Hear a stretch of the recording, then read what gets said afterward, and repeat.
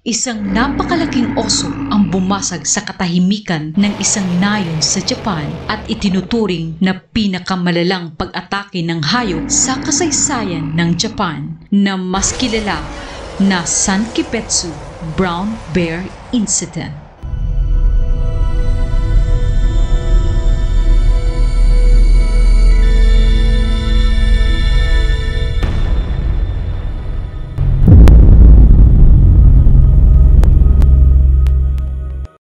Ang tahimik na nayon ng Sankibetsu, mga 11 kilometro ang layo mula sa baybayin ng Hokkaido, Japan, kung saan ang mga pamilya dito ay namumuhay ng payapa sa loob ng ilang henerasyon. Ang kanilang pamumuhay ay tila nakakabit na sa kalikasan, kaya ang karamihan sa kanila ay mga magsasaka at mga ngaso. Madaling araw noong November 1915, ang payapang pamumuhay ng Ikeda family ay biglang napalitan ng dilubyo nang biglang tumating ang isang panauhing hindi nila inaasahan. Isang napakalaking Uzuri brown bear ang pumasok sa kanilang bakuran. Ang kanilang kabayo ay nag-ingay, kaya marahil nabulabog ang oso at dali-dali ang tumakas dala-dala ang ilan sa mga inaning mais. Walang nasaktan noon sa insidente, kaya pinagsawalang bahala lang ito ng mga residente. Lumipas ang mga araw at linggo, walang oso na nagpakita sa kanilang lugar, kaya naman ang mga residente ay unti-unti nang nakahinga ng maluwag sa pag-asang naligaw lang ito at hindi na muling babalik. Ngunit pagsapit ng ika-20 ng Nobyembre, ang dambuhalang oso ay bumalik sa kanilang bayan, kaya naman ang haligi ng tahanan ng pamilya Ikeda ay umaksyon. Si Kamitaro, ang ikalawa sa panganay ng pamilya Ikeda, ay isinama ang dalawang matagi o mga winter hunters upang tugisin ang oso. Sinundan nila ang palatandaan nito. November 30, 1915, muling namataan ang oso sa nayon. Ilang mga kalalakihan ang buong tapang na hinarap ang oso. Binaril nila ang dambuhalang nilalang, ngunit nakatakas lang ito. Sugatan ang oso, kaya nag-iwan ito ng mga patak ng dugo. Sinundan ng mga hunters ang mga dugo at ito'y patungo sa Mount Onishika. Ngunit sa kalagitnaan ng pagtugis nila sa dambuhalang oso ay sinalubong sila ng snowstorm, kaya napilitan silang bumalik sa nayon, dala ang pag-asang hindi na muling manggugulo ang oso sa kanilang lugar.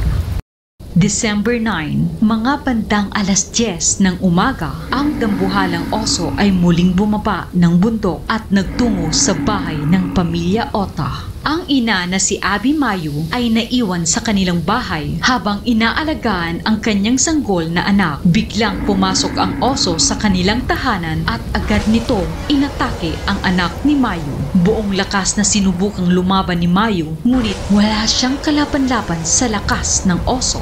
Pinagbabato niya ito ng kahoy na panggatong, ngunit tila wala lang itong epekto sa dambuhalang oso. Tatakbo na sana si Mayu upang humingi ng tulong, ngunit nasakmal ito ng oso at dinala sa labas hanggang sa kaladkarin patungo sa bundok. Dahil sa nangyari, nabalot ng takot ang buong bayan, kaya kinabukasan, isang grupo ng kalalakihan ang binuo upang hanapin si Mayu. Maingat nilang sinundan ang mga dugo hanggang sa makita ng mga hunters ang oso sa di kalayuan. 5 katao ang dahan-dahang lumapit sa nilalang. Mga 150 metro ang layo nila mula dito nang simulan nilang pagbabarilin ang oso.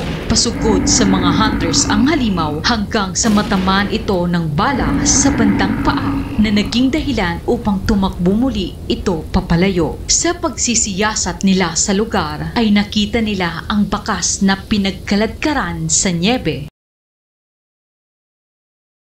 Sinundan nila ito hanggang sa marating nila ang isang sakhalin fir tree. At sa paanan ng puno ay doon tumambad sa kanila ang wala ng buhay na si Mayu. Tanging ulo at paa na lang ang natira dito. Natatabunan ito ng nyebe, palatandaan na sadyang tinakpan ito ng oso upang hindi na makita ng ibang hayop. Naniniwala ang mga residente na sa oras na makatikim ang isang oso ng tao ay hahanap-hanapin niya na ito at paniguradong babalik ito sa nayon upang kumain ulit ng tao. Kaya ang ilang kalalakihan ay nagtipon-tipon sa bahay ng pamilya Ota sa paniniwalang babalik ang oso roon, habang ang mga karamihan ng kababaihan at mga bata ay nagtungo sa bahay ng pamilya Miyoke na binabantayan ng humigit kumulang 50 gwardya.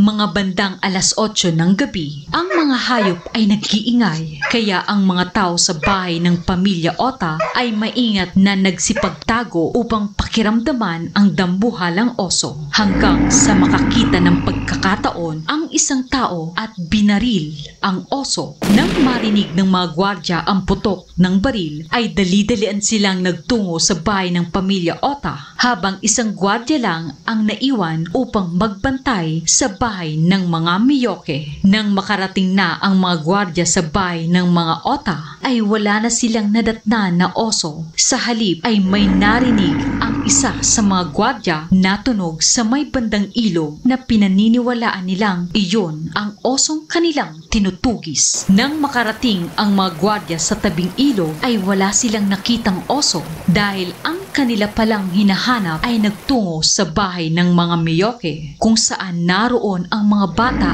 at kababaihan. Walang kaalam-alam ang abala sa pagluluto noon na si Yayo Miyoke na nasa paligid na pala ang dambuhalang oso.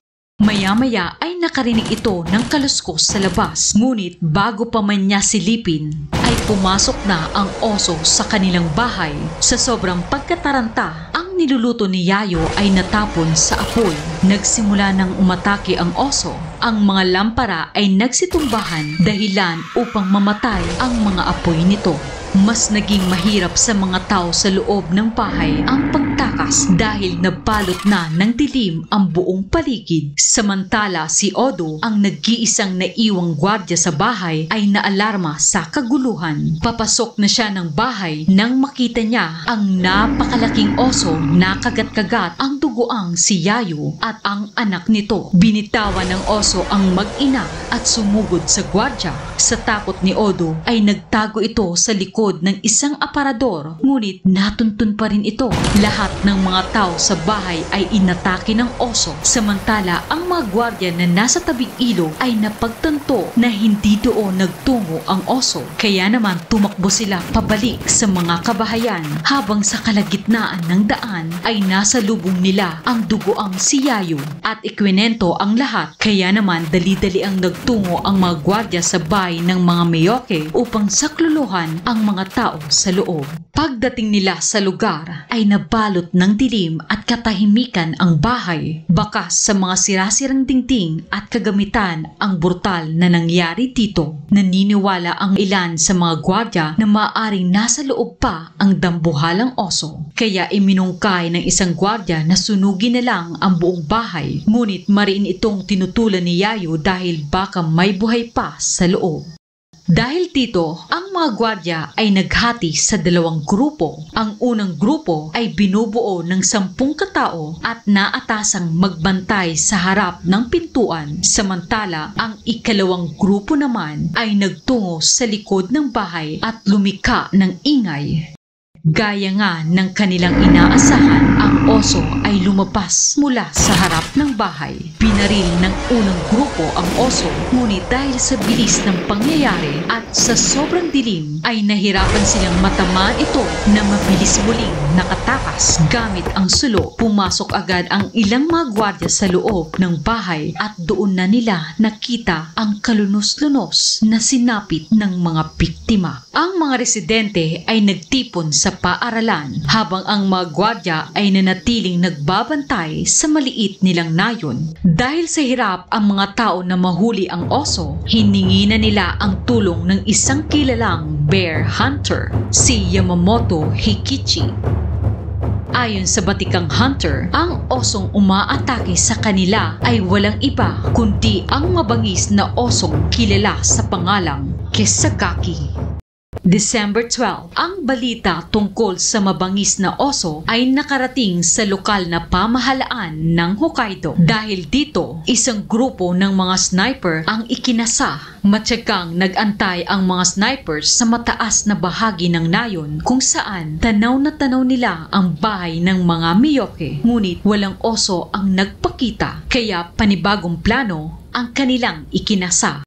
Ang magpain ng mga nasawing tao sa loob ng bahay ng pamilya Miyoke na mariing tinutulan sa una ng mga residente. Ngunit iyon na lang ang naiisip nilang paraan upang maibalik ang katahimikan sa kanilang lugar. 6 na snipers ang matyagang nag-antay sa loob ng bahay. Maya-maya pa ay dumating na ang kanilang inaantay. Ngunit tila alam nito ang plano ng mga snipers kaya hindi ito pumasok sa bahay at bumalik sa kabundukan. Kinabukasan, ang grupo ng mga snipers ay nagtungo sa kabilang bahagi ng ilog at doon nila nakita ang bakas ng paa ng isang dambuhalang oso at mga bahid ng dugo. Palatandaan na si Kisagaki ay sugatan na namang muli. Ngunit ang paparating na snowstorm ay magiging dahilan upang matabunan ang mga footprints ng oso. Kaya wala na silang sinayang na panahon. Katulong na sa pagtugis ang kilalang bear hunter na si Yamamoto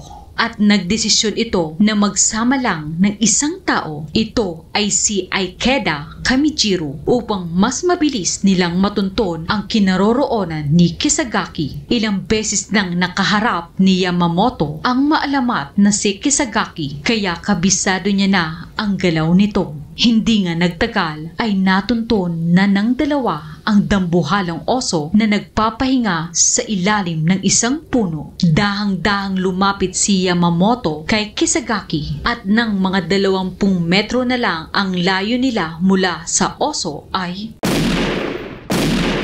2 putok ang umalingaw-ngaw sa kapaligiran. Ang unang bala ay tumama sa dibdib ng natutulog na si Kisagaki at ang ikalawang bala ay sa ulo na siyang ikinamatay nito.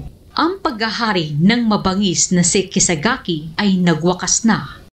Dinala ng mga tao ang dambuhalang oso sa bayan. Umabot ang timbang ni Kisagaki ng halos 400 kilo at may taas na 8 feet and 9 inches. Nang binuksan nila ang loob ng tiyan ng oso ay nagulat sila sa mga natagpuan, mga parte ng katawan ng mga biktima nito at mga damit. Sa kabuuan, 9 na tao ang namatay sa pag-atake ng oso at nag-iwan ng maraming sugatan. Dahil doon, ang mga tao sa Sankibetsu ay isa-isa nang umalis hanggang sa nagmistula na itong ghost town na kinalaunan ay tinayuan ng isang shrine na tinatawag na Sankibetsu Brown Bear Incident Reconstruction Location.